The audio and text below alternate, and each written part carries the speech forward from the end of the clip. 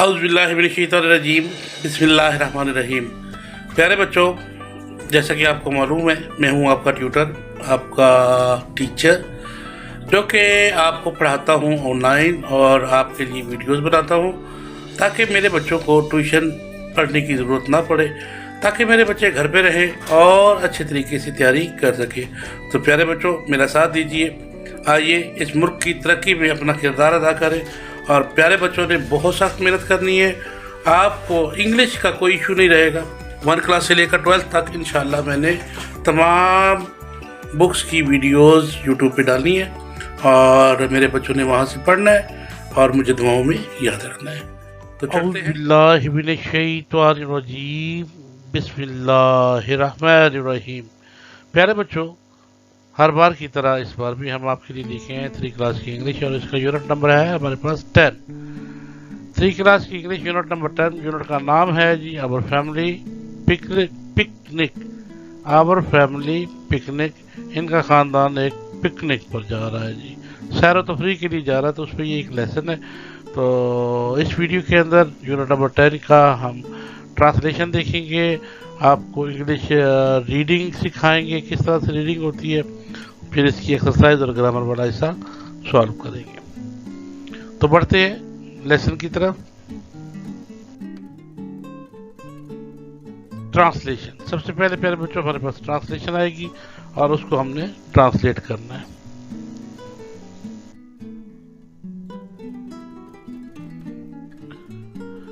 My family मेरा खानदान, मेरा फैमिली खानदान या मेरे घर वाले वेंट गए आउट ऑन अ पिकनिक एक सैर करने के लिए। मेरे घर वाले एक दफ़ा एक सैर पर गए।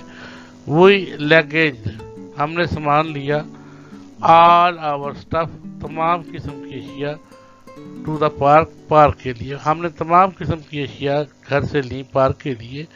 एज सुन एज और जैसे ही, all our stuff as soon as we had spread out our blanket, जैसे ही हमने अपनी ब्लैंकेट बड़ी चादर, गर्म चादर या फिर रजाई के लिए नीचे हमने बिछाई।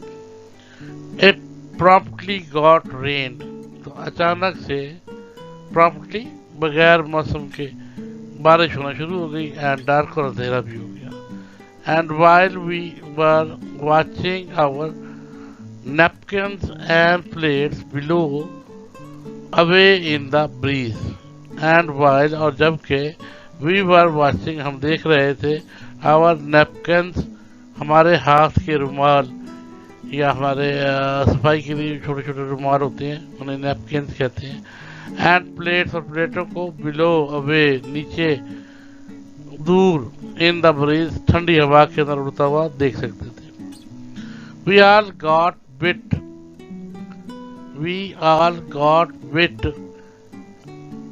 by mosquitoes. We all get bit by काटना, mosquitoes यानी के मच्छरों ने, हमें मच्छरों ने काटना शुरू कर दिया। and attacked by the bees और हम पर मक्खियों ने हमला कर दिया।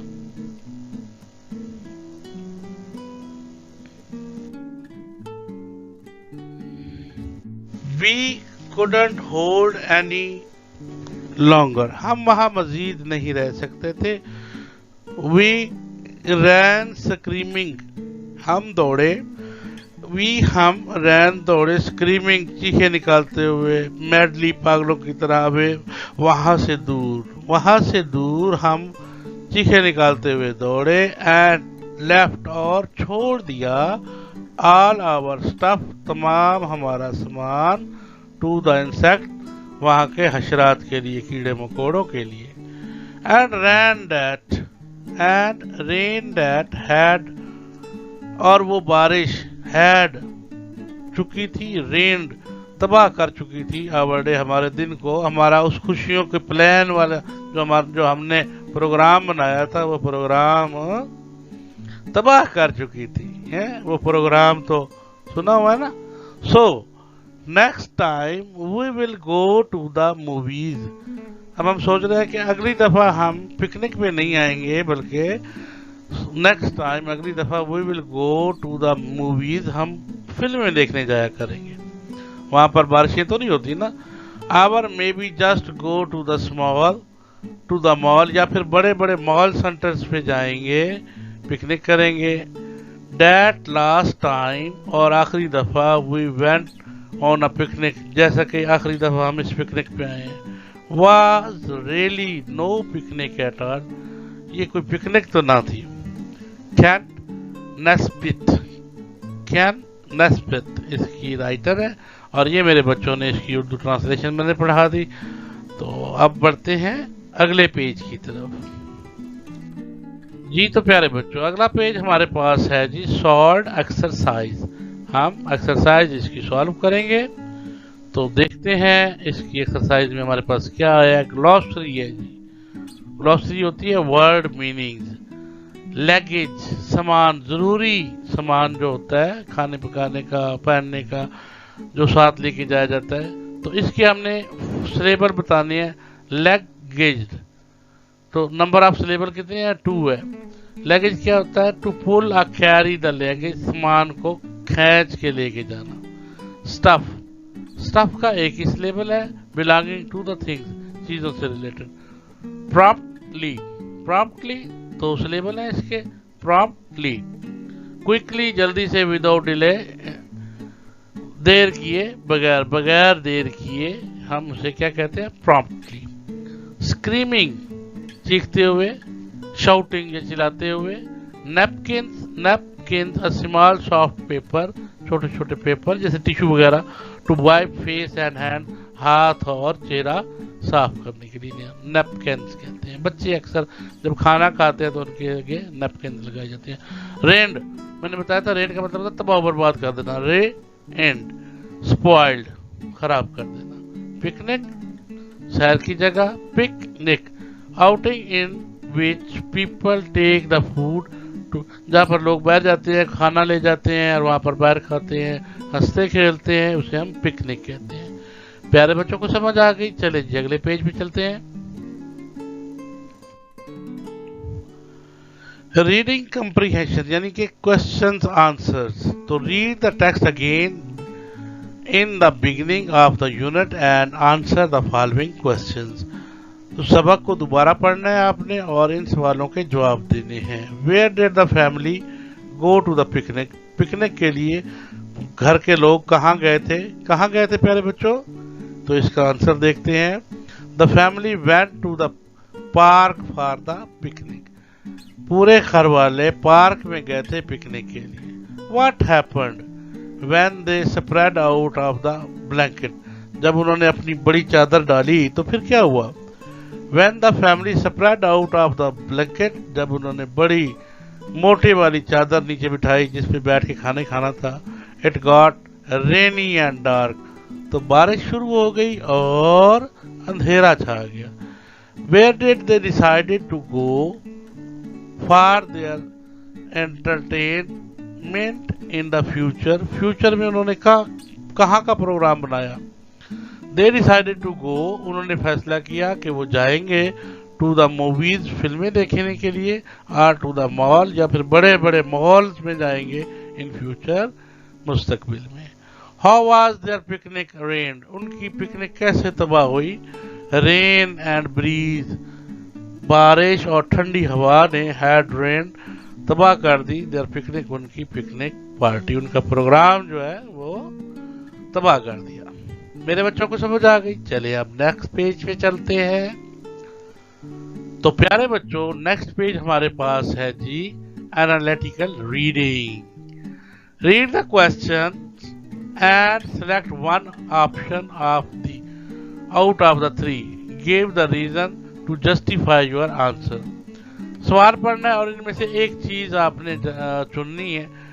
What is the author's purpose in writing this poem, लिखने वाले शायर शायर ने इस नज़म को लिखने की वजह क्या बताई है?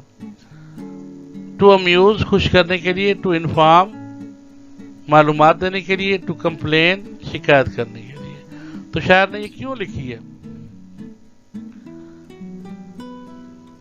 और दूसरा है इसका जो आंसर है, the author purpose is to inform other people to check weather forecast, कि जब भी पिकनिक में जाएं तो पहले वेदर को चेक कर लिया करें, मौसम को चेक कर लिया करें कि कहीं आज बारिश तो नहीं होने वाली बिफोर गोइंग टू पिकनिक। तो ये था जी उसका मकसद। तो दूसरा है, do you think the author is please, sad, funny. खुश है, सैड है, सैड उदास, फनी या फिर मजाक के मूड में है। The author is very sad, बहुत उदास है। The rain has ruined their picnic, क्योंकि पिकनिक बारिश ने उनकी पिकनिक का प्रोग्राम तबाह कर दिया। प्यारे बच्चों को समझ आ गई? चलें जी अगले पेज पे चलते हैं। ग्रामर वाला पोर्शन आ चुका है जी। Write contraction of the underline word.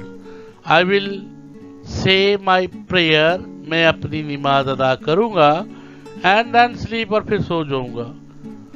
तो इसका आई विल, ठीक है, जरूर। Did not you get my letter, आप मेरा लेटर नहीं लेंगे। डिडंट, नहीं। I have given him a pencil, मैंने उसे एक पेंसिल दी। आई हैव, मैंने उसे दे दी। यू आर वेरी रूड, तुम बड़े गुस्ताख हो, नक चढ़े हो। यू आर वेरी रूड, तुम बड़े नाक चढ़े हो, तुम बड़े गुस्ताख हो। तो you are. Who is shouting, कौन चिल्ला रहा है? हुज। अगर ये पूरे की बजाय अगर हम कहें हुज शाउटिंग, ठीक है, तो इनसे भी काम चल सकता है और इन्हें हम कंट्रैक्शन कहते हैं। ओके प्यारे बच्चों, आपको समझ आ गई इस पेज की। चले अगले पेज की तरफ बढ़ते हैं और देखते हैं अगले पेज पे मेरे बच्चों के लिए क्या है। Complete the sentence by filling the blanks with may, can, appropriate. Can और मे में से कौन सा लगेगा? कैन यू स्विम या मे यू स्विम? तो देखते हैं क्या आएगा। Can you swim. अच्छा अब देखिए, कैन लगेगा या मे लगेगा? I eat the last piece of cake. May I eat the last piece of the cake? या can I eat the last piece of the cake? आखिरी केक का आखिरी पीस क्या मैं खा सकता हूँ? तो क्या आएगा? मैं परमिशन मांग रहा है। जब आपने परमिशन मांगनी हो तो फिर हम मे लगाते हैं, और अगर हम बता रहे हैं कि हम ये कर सकते हैं तो फिर कैन लगाते हैं। आई मे या can finish my homework in time. तो क्या आएगा इसमें? कैन, क्योंकि वो अपनी एबिलिटी बता रहा है। एबिलिटी, जब एबिलिटी हो तो कैन, और जब आपने बताना है कि परमिशन हो तो may I sit in the front door या can I sit in the front door. जी तो क्या आएगा? May I get something to eat या can I get something to eat? May. She can cook a tasty meal या she may cook? तो इसमें क्या आएगा? कैन। तो ये थी हमारा यूज ऑफ कैन एंड मे। तो नेक्स्ट पेज पे बढ़ते हैं प्यारे बच्चों।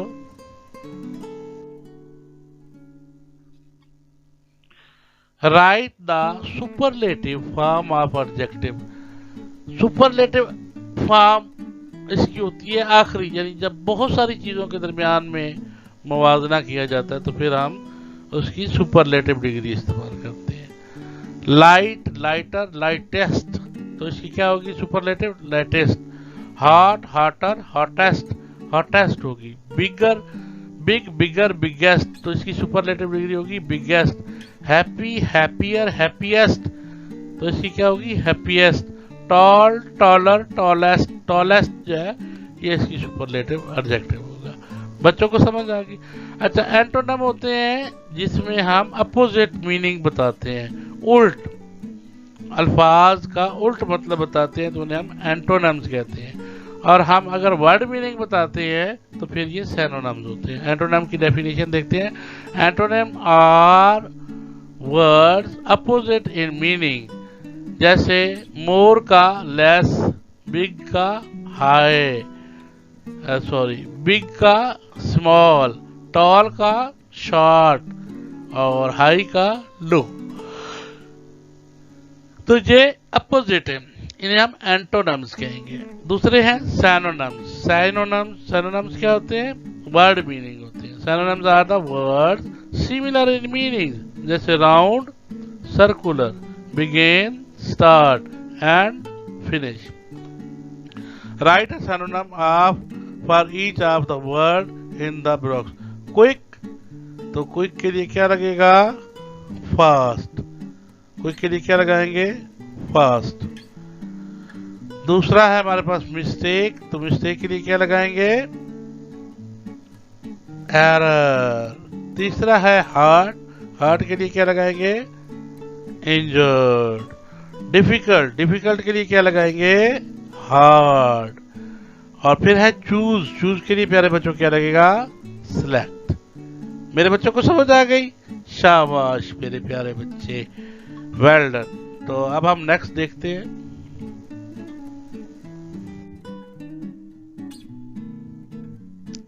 ई राइटिंग है हमारे पास। Make a list of things, एक आपने चीजों की लिस्ट बनानी है। यू नीड टू कैरी, जो आपके साथ होंगी while going to on a picnic. अब आपने पिकनिक पे जा रहे हैं तो कौन कौन, एक लिस्ट बनानी है कौन कौन सी चीजें साथ होना जरूरी है। Few items are being mentioned here, चंद एक चीजें बताई गई हैं। Write all the others item that you can think of, जो बहुत सारी वो चीजें लिखी जिनके बारे में आपने सोचना है। तो इसका आंसर ये है जी, अ मैट। उन्होंने ब्लैंकेट ली हुई थी, आप एक मैट ले जाए, चटाई नीचे बिछाने के लिए। आइस पैक, बर्फ के पैक। फूड, खुराक। अम्ब्रेलाज, छतरियां। पेपर, टिश्यू पेपर वगैरह। नैपकिन, छोटे रुमाल। ब्लैंकेट्स, बड़ी चादरें। प्लेट्स, प्लेटें। ग्लास, स्पून्स, ये छोटे छोटे चमचे जो ग्लास में बैठे होते हैं, उन्हें हम स्पून्स कहते हैं। ओ भाई, जो चीजें खाने के लिए इस्तेमाल होती हैं उन्हें, आप तो बड़े चमचे हैं। कप्स, कप को कहते हैं। बॉटल्स, बोतलें। ओपनर्स, बोतल को ढक्कन को खोलने के लिए जो इस्तेमाल करते हैं उन्हें हम ओपनर्स कहते हैं। कटिंग बोर्ड, जिसपे फ्रूट वगैरह काटने के लिए बोर्ड एक होना चाहिए। नाइफ, छुरी होनी चाहिए, चाकू होना चाहिए। थर्मस, घर से चाय बना के थर्मस के अंदर डाल के ले जाने के लिए थर्मस की भी लोड होती है, नहीं जरूरत होती है। तो प्यारे बच्चों, ये हमारा क्वेश्चन कंप्लीट हुआ। अब हम बढ़ते हैं अगले पेज की तरफ। राइटिंग प्रैक्टिस, चले जी। पैराग्राफ लिखना है। Right a paragraph using the word paraphrases in the box. First line is given the title. जैसे हंगरी, आपको भूख लगी हुई थी, यू आर हंगरी। फिर सूप बनाने के लिए heart, tongue burn, freezer, garbage, ice cubes, put bread. तो इससे आपने फिल करना है। चलिए अब हम फिल करते हैं। हुमायूं came home, हुमायूं वापस घर आया। After playing the match, match खेलने के बाद हुमायूं घर आया, घर लौटा। ही वॉज वेरी हंग्री, वो बहुत भूखा था। एंड सा सम सूप, और उसने कहीं यखनी देखी। ऑन द स्टोव, चूल्हे पे। इट वॉज टू हॉट, ये बहुत गर्म थी। And when he tried to eat it, और जब इसने इसे खाने की कोशिश की, he burnt his tongue, उसकी टंग जो है वो जल गई। टांग नहीं बेटा, टंग को कहते जबान को, उसकी जबान जो थी वो जल गई। Humayun quickly grabbed ice cube, Humayun ने जल्दी से बर्फ के छोटे छोटे क्यूब्स लिए, टुकड़े लिए। फ्रॉम द फ्रीजर से, and put them in the soup, और सूप में डाल दिए। द सूप कूल डाउन, यखनी ठंडी हो गई। And he put bread pieces in it, उसने रोटी के टुकड़े उसके अंदर डाले। फाइनली, और आखिरकार, the soup was cool enough, यखनी इस कदर ठंडी हो चुकी थी, हमैयों could eat it, हमैयों उसे खा सकता था। प्यारे बच्चों, ये क्वेश्चन आपने ज़बानी याद करना है। इसका टाइटल है आ हंगरी हमैयों, तो ये पेपर में लिखना है प्यारे बच्चों ने। चलिए अब हम नेक्स्ट पेज की तरफ बढ़ते हैं। थैंक यू प्यारे बच्चों for your cooperation, for your comments, for your likes. प्यारे बच्चों का बहुत बहुत शुक्रिया, और हमेशा शुक्रिया अदा करता रहता हूँ अपने प्यारे बच्चों का। इतने सारे कमेंट्स लिखते हैं और सारे बच्चे लाइक भी करते हैं, वीडियोस को शेयर भी करते हैं। तो मैं जितना अपने प्यारे बच्चों का शुक्रिया अदा करूँ उतना कम है, और मज़ीद मेरे बच्चे शेयर भी करेंगे। मुझे कहने की ज़रूरत नहीं पड़ती, मेरे बच्चे बहुत अच्छे हैं, लाइक शेयर और कमेंट ज़रूर करते हैं। तो बहुत जल्द एक नई वीडियो के साथ हाजिर हो जाऊंगा। तब तक के लिए अल्लाह हाफिज। पाकिस्तान जिंदाबाद।